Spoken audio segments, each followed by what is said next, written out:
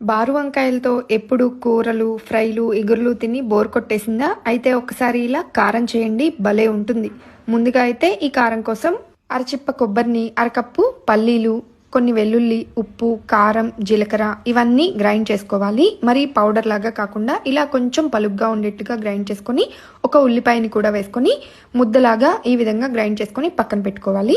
తర్వాత తీసుకున్న వంకాయని శుభ్రంగా కడిగేసి ఇలా కట్ చేసుకొని వీడియోలో చూపించిన విధంగా కారాన్ని వంకాయల్లో స్టఫ్ చేసుకొని ఈ వంకాయల్ని కూడా పక్కన పెట్టేసుకోండి.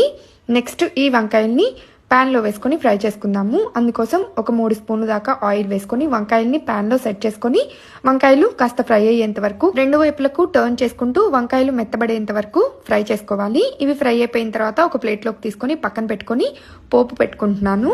పోపు కాస్త ఫ్రై అయిపోయిన తర్వాత ఇందులో కొన్ని ఉల్లిపాయ ముక్కలు కొంచెం ఫ్రై అయిన తర్వాత ఉప్పు, కారం వేసుకున్నాను. అండ్ ముందుగా వంకాయల్లో స్టఫ్ చేసుకున్న కారం కూడా పక్కన పెట్టుకున్నాను కదా, కాస్త మిగిలితే ఆ కారాన్ని కూడా ఇందులో వేసుకొని ఇది కూడా కాస్త ఫ్రై అయిపోయిన తర్వాత ఫ్రై చేసుకున్న వంకాయలను కూడా దీనిలో సెట్ చేసుకొని ఒక 2 నిమిషాలు మూత పెట్టి మగ్గించి కొత్తిమీర వేసుకొని సర్వ్ చేసుకున్నారంటే వంకాయ కారం రెడీ. మీరు ఏదైనా శుభకార్యాలు చేసుకుంటున్నారా, మంచి ముహూర్తం పెట్టించుకోవాలా, లేదా జీవితంలో ఏదైనా కష్టాలుంటే మంచిగా జాతకం చెప్పించుకోవాలన్నా శ్రీ పోలేరమ్మ తల్లి దివ్య ఆశీస్సులతో జాతకం చెప్తారు. పైన ఇచ్చిన నెంబర్కి కాంటాక్ట్ అయ్యారంటే మీ ఫోటో చూసి కూడా జాతకం చెప్తారు.